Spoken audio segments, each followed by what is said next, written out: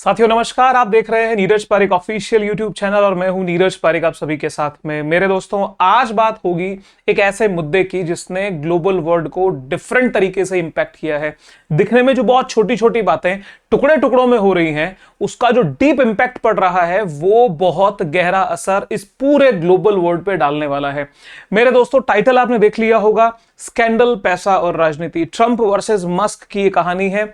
असल के अंदर दो पावर हैं, ये कोई दो व्यक्ति नहीं है, ये दो सेंटर ऑफ पावर हैं जो एक साथ थे, लेकिन अभी अपने इंटरेस्ट की वजह से यहां पे कौन गलत कौन सही वो सारा नजरिया अभी हम देख लेंगे। और उससे फर्क नहीं पड़ता कि कौन गलत है कौन सही है, फर्क इस बात से पड़ता है कि जो चीजें हो रही हैं उनका दुनिया पे क्या इंपैक्ट पड़ने वाला है। मेरे दोस्तों, एक कहावत होती है ना कि हमें तो अपनों ने मारा, गैरों में कहां दम था। असल के अंदर आपकी बर्बादी और आपकी आबादी आपके नजदीकी लोगों से ही तय होती है। एक समय पे जब ट्रंप को जरूरत थी मस्क की या मस्क को जरूरत थी ट्रंप की, दोनों साथ थे। आज जब एक क्लैश ऑफ इंटरेस्ट डेवलप हुआ तो रास्ते दोनों ने बदल लिए। अब यहां पे कहानी क्या आ रही है, कैसे ये चीजें डेवलप हुई, क्या इसके पीछे की सच्चाई है, और सबसे बड़ी बात, रशिया इसमें क्या रोल प्ले कर रहा है। बिकॉज यही एक मेजर ट्विस्ट है, क्योंकि रशिया पहले भी दो बार ग्लोबल लेवल पे यूएसए और यूके के कॉन्टेक्स्ट में कुछ पॉलिटिकल अजाइलम दे चुका है, जिनके बारे में चर्चा करूंगा। तो साथियों, शुरुआत करते हैं। और अगर आप पहली बार हैं हमारे चैनल पे तो प्लीज चैनल को सब्सक्राइब जरूर कर लें। मेरे दोस्तों, सारा विवाद जो है वो बिग ब्यूटीफुल बिल का है, आपको पता है। लेकिन रिसेंटली जब ये डिस्कशन हो चुका है कि भाई दोनों आपके रास्ते अलग अलग हैं, दोनों के बीच में तनाव की कंडीशन बन चुकी है, उसके बीच में बैक टू बैक ट्विटर के थ्रू, जिसे अभी आप एक्स बोलते हैं, उसकी पोस्ट के थ्रू बयानबाजी दोनों ही पक्षों से जारी है। लेकिन मेजर बात यह है कि जो ट्रंप है, ट्रंप की पोजीशन, पॉलिटिकल पोजीशन बहुत बड़ी है और इनके बयानों को बहुत गहराई से देखा जाता है। तो जब ट्रंप ने बहुत बार ये बोला और अभी रिसेंटली कह दिया कि भाई देखो, हमें लगता है कि जो एलन मस्क है, एलन मस्क पे इंफ्लुएंस है डेमोक्रेट्स का। बिकॉज आपको पता है यूएसए के अंदर जो दो बड़ी पॉलिटिकल पार्टीज हैं, वो एक रिपब्लिकन है, एक डेमोक्रेट्स है। तो जो डेमोक्रेटिक पार्टी बोली कि उसका इफेक्ट इनकी इन्फ्लुएंस में ये आ चुके हैं। और अगर एलन मस्क ने डेमोक्रेट्स को जाके सपोर्ट करना शुरू किया और उनको अगर फंड किया ना, तो मुझसे बुरा कोई नहीं होगा। क्या बुरा नहीं होगा, बहुत बड़ी धमकियां यहां देनी शुरू हुई। तो इन सब के पीछे एक बैकग्राउंड ना 5, 6 और 7 जून को तैयार होता है।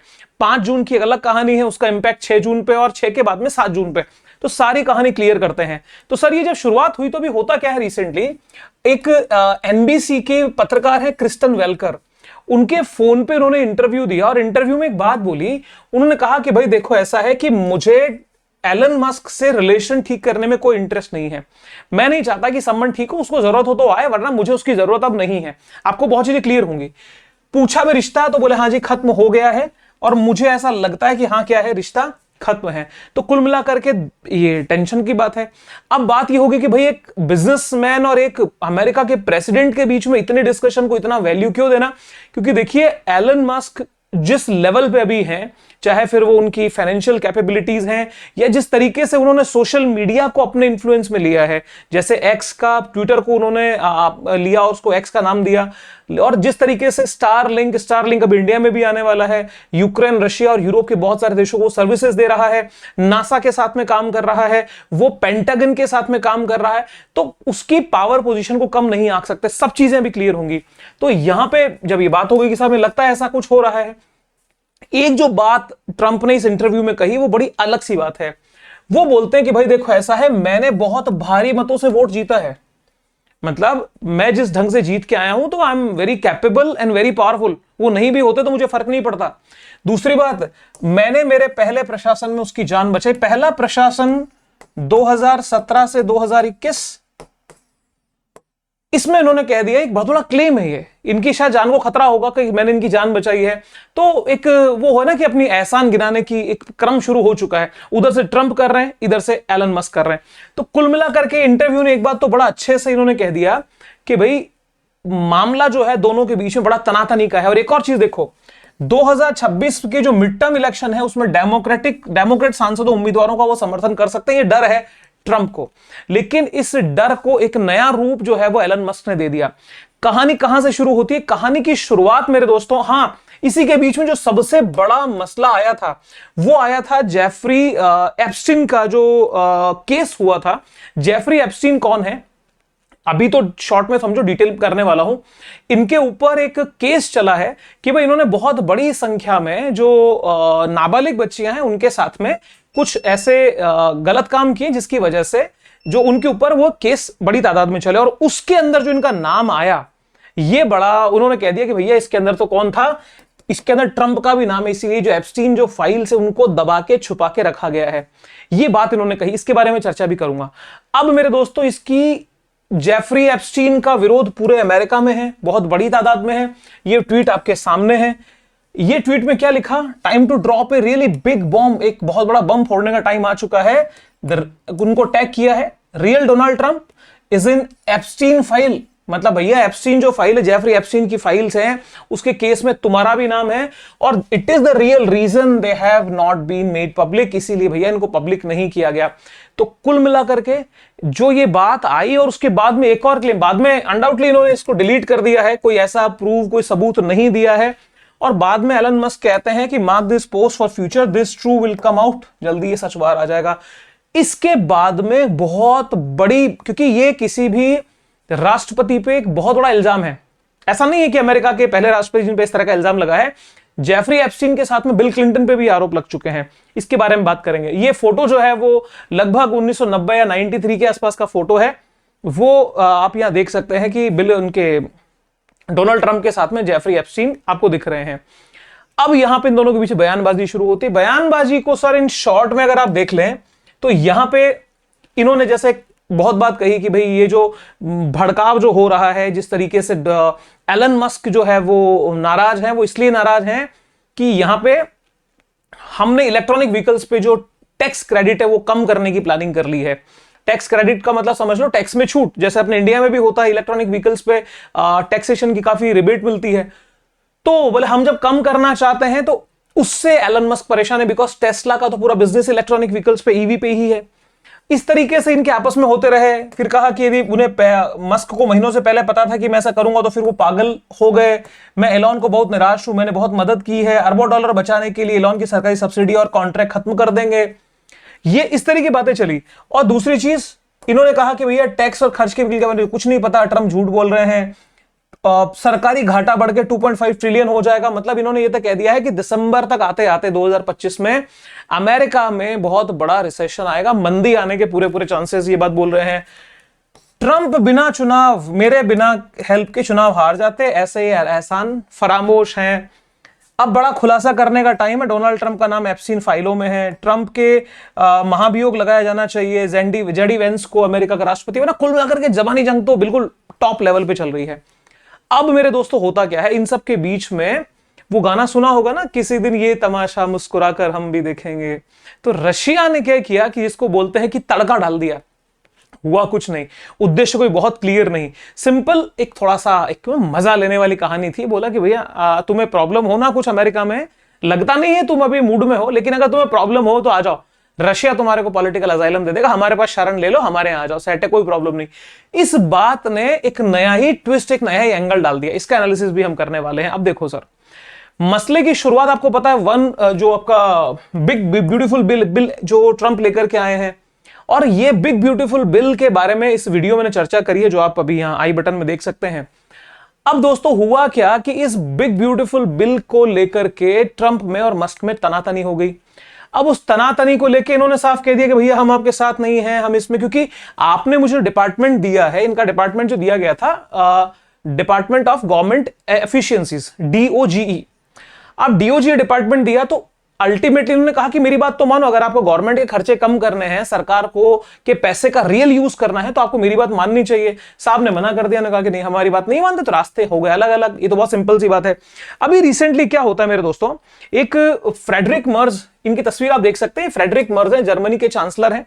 फ्रेडरिक मर्ज के साथ में जब डोनाल्ड ट्रंप ओवल ऑफिस में बैठे थे, ये ओवल ऑफिस टर्म को भी समझ लीजिए, ये वो रूम है, ये वो स्पेस है व्हाइट हाउस का जहां प्रेसिडेंट का ऑफिस होता है, वो ओवल शेप में है, अंडाकार है, ओवल शेप में, इसको ओवल ऑफिस बोलते हैं।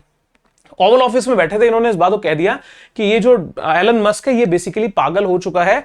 और ये ओवल ऑफिस का तस्वीर भी आपको समझ में आ जाएगी, जिस ढंग से ये ओवल शेप के अंदर इसको तैयार किया है।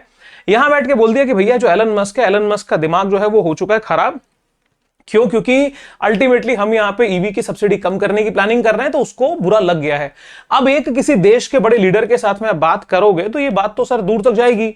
यहां पे सीधा क्या बात कहा कि भैया जो इलेक्ट्रॉनिक व्हीकल्स पे क्रेडिट्स हैं, क्रेडिट्स का लालच है एलन मस्क को, और एलन मस्क के लिए तो पूरी दुनिया ही इलेक्ट्रिक व्हीकल है। बिकॉज टेस्ला की जड़ में क्या है, टेस्ला जो एक बड़ी कंपनी है, टेस्ला के पीछे स्पेस एक्स है, टेस्ला के ही बाद के अंदर आपकी स्टारलिंक आई है, टेस्ला से ही एक तरह से एलन मस्क जो है उनकी पर्सनैलिटी, उनकी ग्रोथ का बहुत बड़ा बेस टेस्ला है। ठीक है, अब टेस्ला जो है वो ईवी बनाती है, इलेक्ट्रिक व्हीकल्स बनाती है। अब ईवी को लेके अमेरिका का बहुत बड़ा मार्केट, यदि वहां पे टैक्स क्रेडिट्स कम कर दिए जाते हैं तो लोगों का इंटरेस्ट ऑटोमेटिकली कम हो जाएगा, वो क्यों जाएंगे। तो डोनाल्ड ट्रंप बोले भैया इनकी जो पूरी जिंदगी है वो पैसों पे टिकी हुई है और इनको अपने बेनिफिट्स कम होते दिखे, तो इन्होंने क्या कर लिया, मामला कर लिया गड़बड़। तो अब हम क्या करेंगे, टेस्ला पे और स्पेस एक्स पे जो ये डीओजी वाले साहब थे, इनको हम अब सबक सिखाने की बारी है। इनके हम कॉन्ट्रैक्ट कैंसिल करेंगे, इनके ऊपर जो हमने लोन दी है उसकी रिकवरी बहुत फास्ट करेंगे, तो इनको प्रॉब्लम हम कर देंगे। अब इन सब के बीच में क्या ये इतना आसान है? क्या एलन मस्क एक सिंपल बिजनेसमैन है? अभी आपको सब समझ में आएगा एलन मस्क की पोजीशन क्या है और अमेरिका आखिर में किस रास्ते पे जा रहा है। अभी रिसेंटली एक इंटरव्यू में मैंने शशि थरूर साहब को सुना था। शशि थरूर साहब से पूछा गया था कि आप एक डिप्लोमेट रहे हैं, आप विदेश मामलों को इतना समझते हैं, डोनाल्ड ट्रंप के बारे में आपका एक विदाउट एनी फिल्टर एक सिंपल कमेंट, तो उन्होंने वर्ड यूज किया अनसिविलाइज्ड। एक वो ऑन रिकॉर्ड है, आप वीडियो देख सकते हैं, उसके यूट्यूब पे मिल जाएंगे आपको। तो कुल मिलाकर के एक ऐसा राष्ट्रपति जिसने पूरी दुनिया के अंदर एक नेगेटिव वाइब्स क्रिएट कर दी। यूएसए के पहले भी राष्ट्रपति हुए, लेकिन एक थोड़ा एक जिनका बिहेवियर एक मॉडरेट बिहेवियर होता है, प्रॉपर तरीके से एलिगेंट तरीके से काम होता है, लेकिन इनका हरकत अब ये खुद के जाल में बंद होने जा रहे हैं। देखो सर कैसे आगे बढ़ते हैं सर।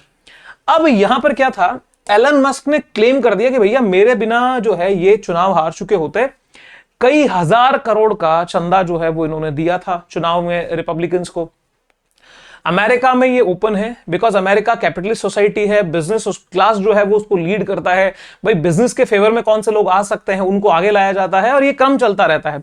एलन मस्क का साथ इनको मिला। एलन मस्क की पॉपुलैरिटी आम जनता में भी थी और कुछ हद तक मतलब आज भी है ही, लेकिन उस समय में थोड़ी ज्यादा थी। लेकिन जब से ये डीओजी वाला मैटर आया तो जनता में नाराजगी होगी, स्पेशली लोअर मिडिल क्लास बात से परेशान था कि यार ये तुम पैसा अगर कमी कर दोगे तो हमारे तो डे टू डे लाइफ में, क्योंकि वेलफेयर स्टेट के कॉन्सेप्ट पे अमेरिका कुछ हद तक चल रहा है, उसी पैसे को कम करने की बात कर रहे थे। अब यहां पे इतना विरोध हुआ इनका अभी एलन मस्क का, कुछ लोगों ने टेस्ला के पीछे लिखा लिया कि मुझे पता होता कि आदमी पागल है तो मैं कार कभी ना खरीदता। अब उस कार की भी कहानी निकल के आती है और ये आपको पता ही है, किल द बिल, यानी उन्होंने इसको शुरू से ही लड़ाई जारी हो गई थी big beautiful bill pay. Ultimately bill तो पास हो गया, लेकिन जो आपके जेफरी एप्स्टीन की जो कहानी है वो अभी डोनाल्ड ट्रंप के पीछे पड़ चुकी है। भले उन्होंने क्या हुआ, एक शगुफा छोड़ा, एक बात कही और बात को डिलीट कर लिया, लेकिन सर एक बड़े प्लेटफॉर्म का मालिक एक बड़े आदमी के लिए इतनी बड़ी बात कह दे तो सर कुछ तो बात है। फोटो आपके सामने ही है। अब यहां पे क्या होता है मेरे दोस्तों, थोड़ा देखो, ये मैं आपको दिखाई चुका हूं किस तरीके से इन्होंने बात कही। अब यहां पे क्या है कि डोनाल्ड ट्रंप ने जो इन्होंने कहा कि भैया अभी सीरियस कॉन्सिक्वेंसेस अगर आप जाते हैं डेमोक्रेट्स के साथ में तो आपको बड़े तनाव झेलने पड़ेंगे। इन सब चीजों ने चीजों को और बिगाड़ना शुरू किया। यहां पर सर एक ट्विस्ट ये आता है कि डोनाल्ड ट्रंप को ये जो 18,000 यूएसडी, $80,000 का कुछ ऐसा इनकी प्राइस रही है इस कार की, ये टेस्ला एस मॉडल जो है रेड कलर का, ये इन्होंने खरीदी। और इससे अल्टीमेटली क्या था, टेस्ला को प्रमोट करना इनका टारगेट था। अब साहब ने बोल दिया कि भैया अब हम जल्दी ही क्या करते हैं कि it was not a gift, भैया पहले तो हमने पैसा दिया है इस कार का, सुन लेना, और यहां पे अब हम क्या कर सकते हैं कि हम इस कार को बेच सकते हैं, डंप कर सकते हैं, बेचेंगे।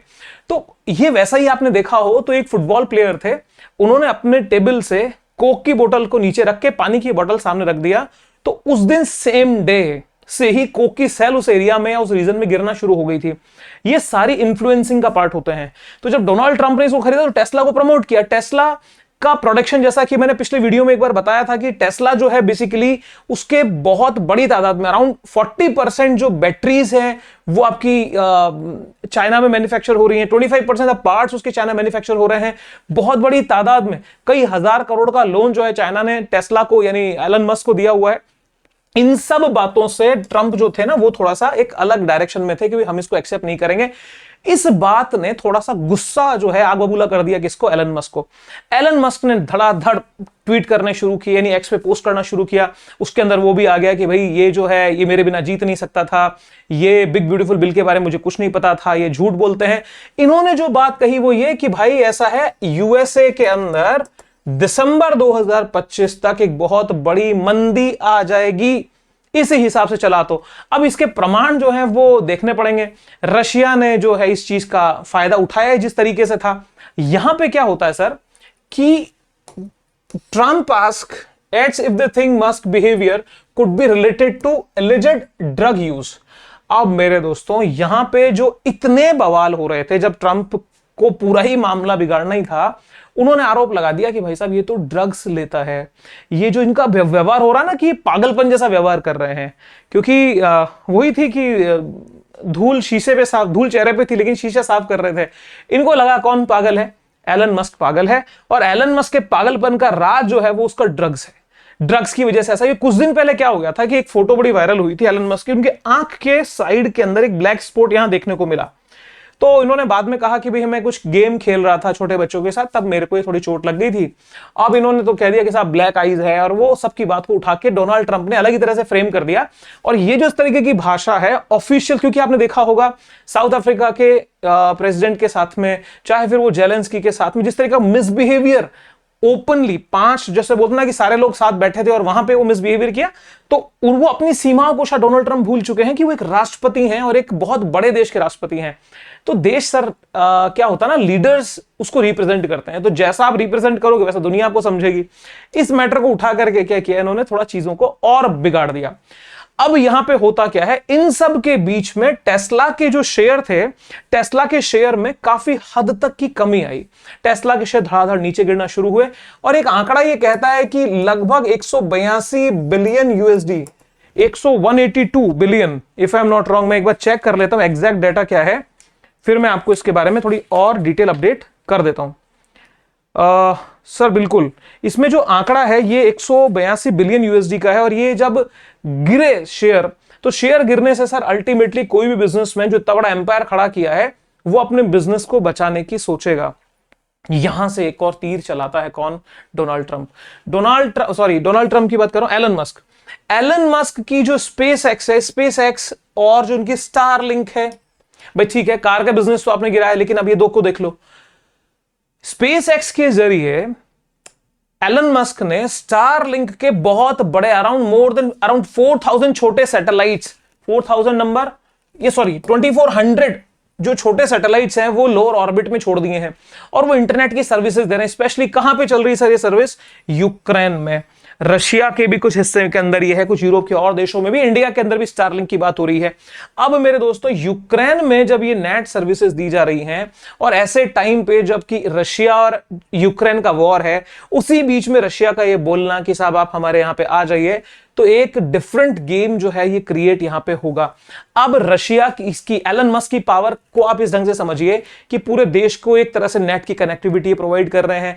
न सिर्फ ये नेट की कनेक्टिविटी यूक्रेन और यूरोपियन कंट्रीज को दे रहे हैं मेरे दोस्तों, पेंटागन जो कि हेडक्वार्टर है अमेरिकन डिफेंस डिपार्टमेंट का, अमेरिकी रक्षा विभाग का, उसके भी जो जासूसी उपग्रह हैं, स्पाई सैटेलाइट्स हैं, उनको भी स्पेस एक्स लॉन्च कर रहा है। स्पेस एक्स क्या है, ये प्राइवेट, एक तरह से जैसे हमारे यहां इसरो है, अमेरिका में नासा है, वैसे प्राइवेट कंपनी स्पेस एक्स जो कि अंतरिक्ष में सैटेलाइट छोड़ने के लिए इस तरह के काम ये करती हैं। तो यहां पे पेंटागन के साथ में भी इनके कॉन्ट्रैक्ट्स हैं। आप और छोड़िए, नासा के साथ में काम करते हैं, और जो इंटरनेशनल स्पेस स्टेशन है वहां पे जो ड्रैगन, इनका एक अभी नया स्पेसक्राफ्ट इन्होंने बनाया है, इनकी क्या अभी कितनी हेल्प ले रहे हैं वहां पे, जो अंतरिक्ष यात्री उनको छोड़ना, इसके साथ में वहां तक जो कार्गो को पहुंचाना, तो नासा को भी बहुत बड़ी हेल्प हो रही है, पेंटागन हेल्प ले रहा है, बड़े बड़े देश इनसे नेट की कनेक्टिविटी ले रहे हैं। तो आप इतना कमजोर करके एक एलन मस्क को नहीं आंका जा सकता। यहां पे मेरे दोस्तों अब इस चीज को थोड़ा सा डिटेल में समझिए कि जैसे ही रशिया जो है वो ऑफर करता है कि भाई आप हमारे यहां आ जाओ, तो इसके पीछे के इंटेंशन क्या है।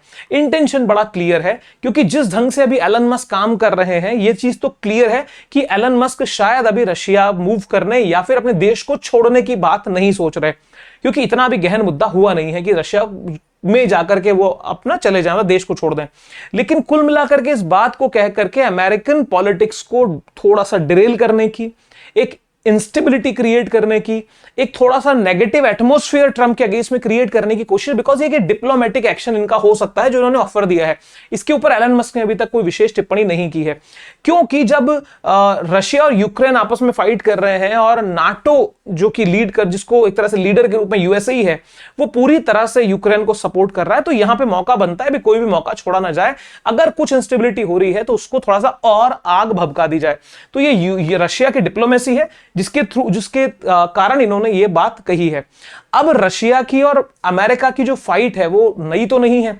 ये फाइट आप ये समझ लीजिए फर्स्ट वर्ल्ड वॉर के बाद से ही इसको आप एक चरम लेवल पे देख सकते हैं, क्योंकि अमेरिका को बड़ी आफत थी कि यूएसएसआर शामिल नहीं हो रहा है, फाइट में नहीं आ रहा है। तो सेकेंड वर्ल्ड वॉर के अंदर तो आमने सामने आ ही गए थे। अब मेरे दोस्तों यहां पे दो नाम समझिएगा, एक है एडवर्ड स्नोडेन। ये एडवर्ड स्नोडेन 2013 के आसपास बड़े वायरल हुए थे। एडवर्ड स्नोडेन ने क्या किया था, अमेरिका की बहुत ही सीक्रेट फाइल जो है उनको लीक कर दिया था, और लीक किया था तो इसको एक माना गया था कि यार it's action against the nation, राष्ट्र विद्रोह इन्होंने किया है।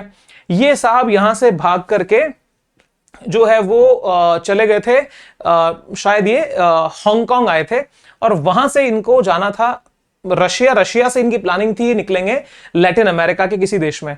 लेकिन जब वो रशिया पहुंचे तब तक ये क्लियर हो गया था कि उनके पासपोर्ट को कैंसिल कर दिया गया, तो अब उनके पास में स्पेस नहीं था कि वो कहां जा पाए, लैटिन अमेरिका। तो रशिया ने इनको पॉलिटिकल असाइलम दे दिया। अमेरिका गला फाड़ फाड़ के चीख लिया कि भैया हमें इसको वापस दो, ये हमारा अपराधी है।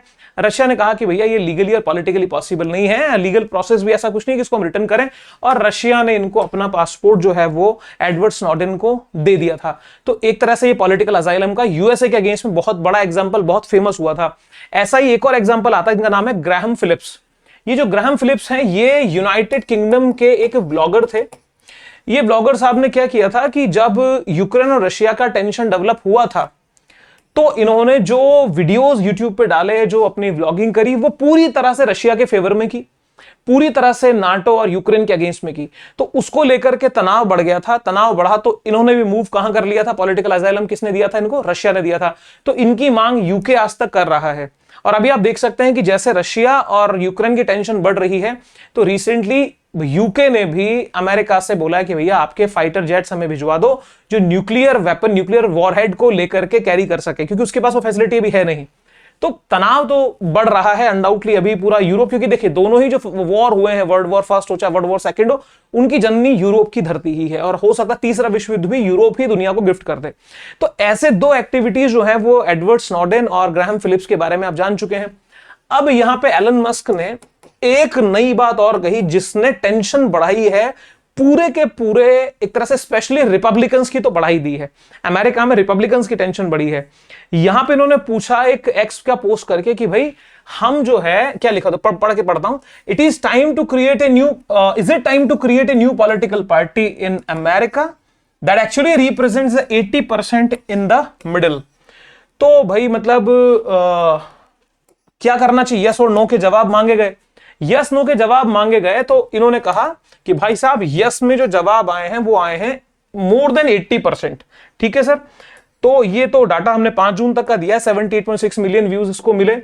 अब यहां पे नाम रखा गया उसका द अमेरिकन पार्टी। इन्होंने बोला कि भाई सुनो, जो आपकी 5.5 मिलियन लोगों ने इसमें पार्टिसिपेशन किया, एक्स के पोस्ट पे जो वोटिंग हुई, उसमें से 80% से ज्यादा लोग पॉजिटिव थे, और पॉलिटिकल पार्टी हम बनाएंगे, नाम होगा अमेरिकन पार्टी, जिसका ऑब्जेक्ट होगा कि अमेरिका के बिजनेस को कैसे ग्रो करें, अमेरिकन इकोनॉमी को कैसे स्ट्रॉन्ग करें, और अमेरिका को द ग्रेट अमेरिका और बड़े लेवल पे हम कैसे बनाएं। तो जब ये द अमेरिकन पार्टी की बात आई तो सर चिंता होना लाजमी है। अब आप लोगों के लिए एक इंफॉर्मेटिव बात मैं बताता हूं। हमारे को जनरली बात पता है कि अमेरिका में 2 पार्टी सिस्टम चलता है, 2 पार्टियां हैं, लेकिन कॉन्स्टिट्यूशन में एज सच कोई भी पॉलिटिकल पार्टीज के नंबर को मेंशन नहीं किया गया है। वहां पे और भी पॉलिटिकल पार्टीज हो सकती हैं, लेकिन जो सबसे पुरानी पॉलिटिकल पार्टीज हैं डेमोक्रेट्स एंड रिपब्लिकन। डेमोक्रेट्स जो हैं वो एक तरह से आप उनको समझिए वो लिबरल के रूप में काउंट होते हैं।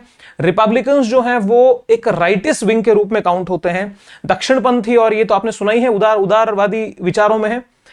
तो जब जब वहां रिपब्लिकन्स की बात आती है तब तब आप प्रो अमेरिका डिस्कशन बहुत ज्यादा बढ़ जाता है, और जब वहां पे डेमोक्रेट्स आते हैं तो एक तरह से पूरे ग्लोबल लेवल के ऊपर अमेरिका की एक सॉफ्ट छवि उभर करके सामने आती है।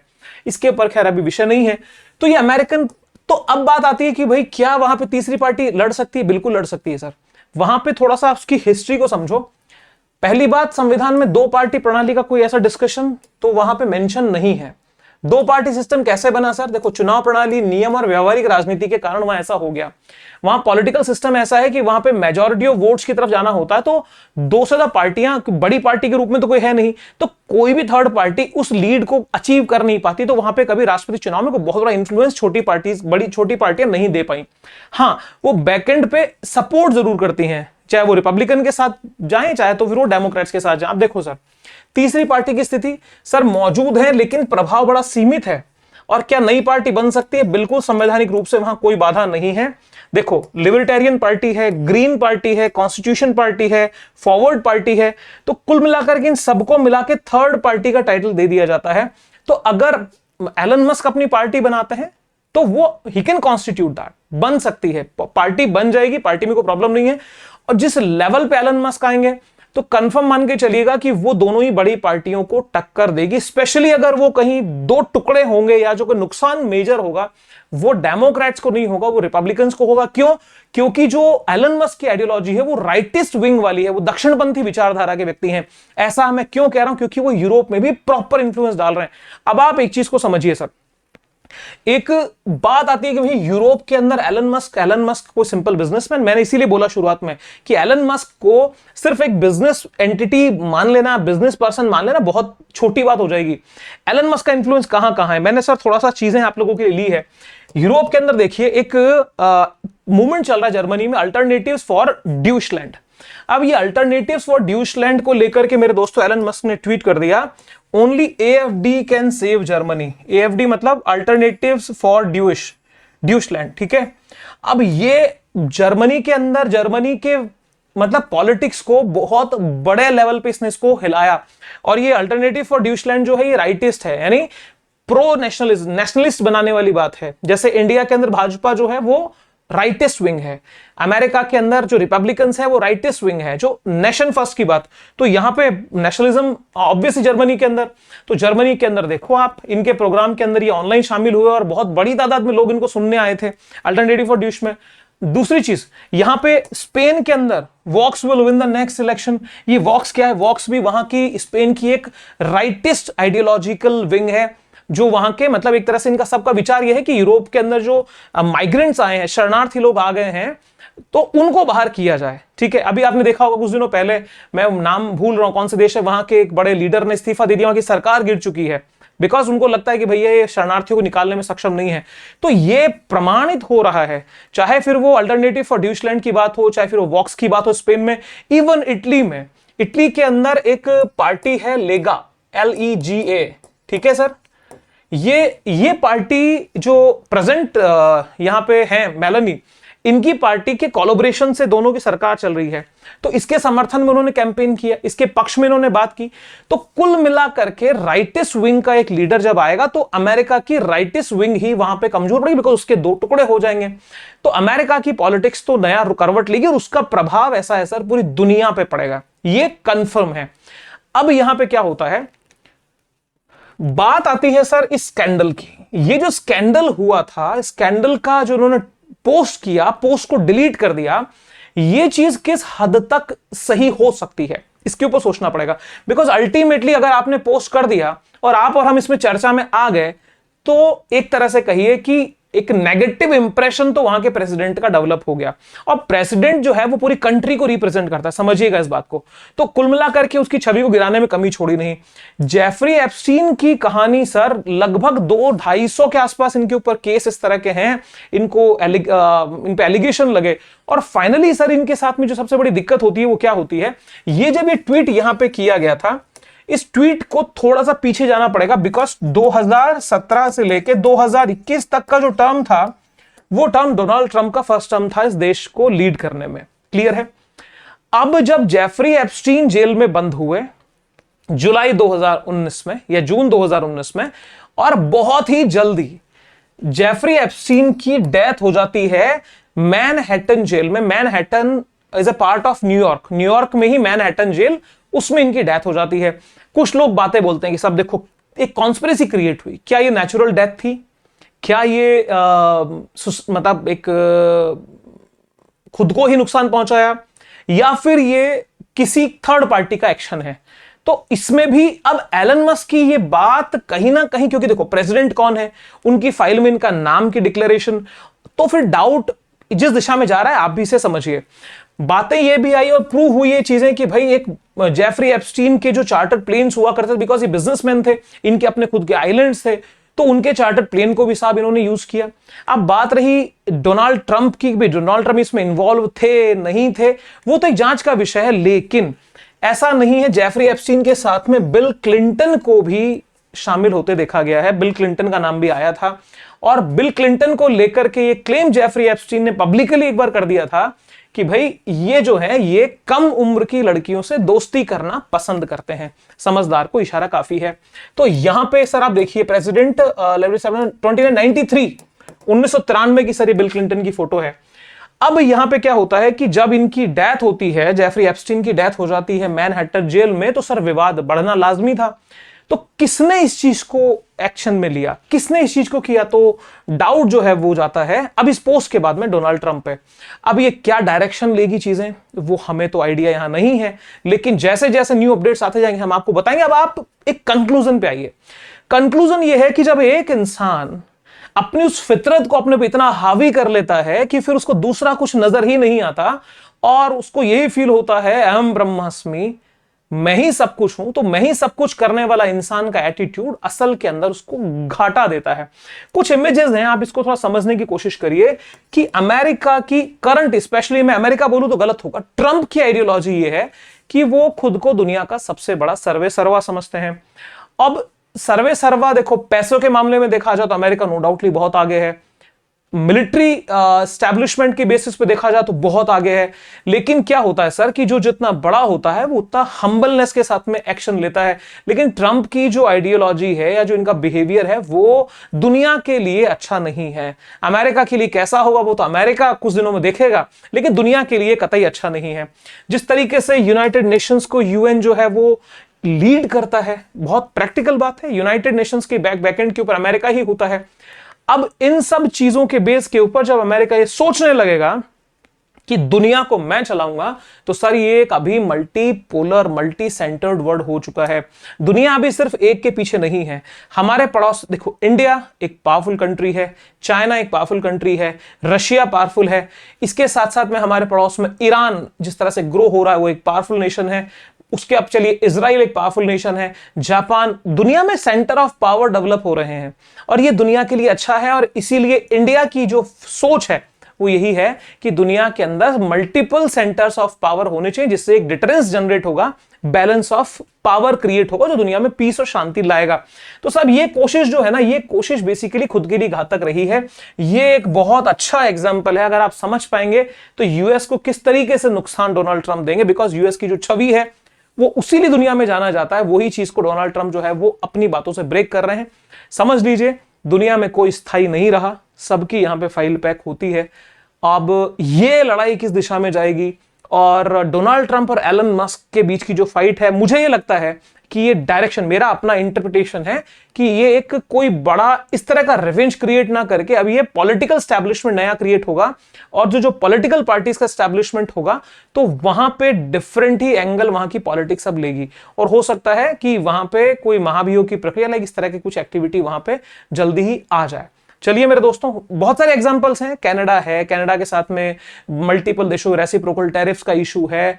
उसके बाद में अभी गाजा के अंदर जो हालात हो रही हैं उसके ऊपर जो वहां पे पीस के लिए जो वहां बात हुई थी कि साहब इजराइल को रोका जाए, वहां पे हमले ना हो, उस पर वीटो करने वाला एक्शन है। तो एंटी ह्यूमैनिटेरियन एक्टिविटी और ये 20 देशों के साथ जो हुआ है वो इस वीडियो में आप देखिए। तो अमेरिका की पॉलिसी सबसे क्लियर रही है। अब देखिए सर किस दिशा में जाती है दुनिया। इसी तरह का truth, inside and impactful different interpretation जो हम करते हैं बिना किसी बायसनेस के, रियल चीजें आपके सामने रखते हैं। अच्छी लगी हो तो कमेंट करिएगा, दोस्तों के साथ में शेयर, और फर्स्ट टाइम है चैनल पे और अगर बार बार भी आ रहे हैं, सब्सक्राइब नहीं किए तो हम पे भी थोड़ा सहयोग कर दो। सब्सक्राइब फ्री होता है, हमारा हौसला बढ़ेगा और जुड़ जाइए हमारे साथ में। चलिए, wish you very happy learning. जय हिंद, बाय बाय। फिर मिलूंगा किसी नए वीडियो में।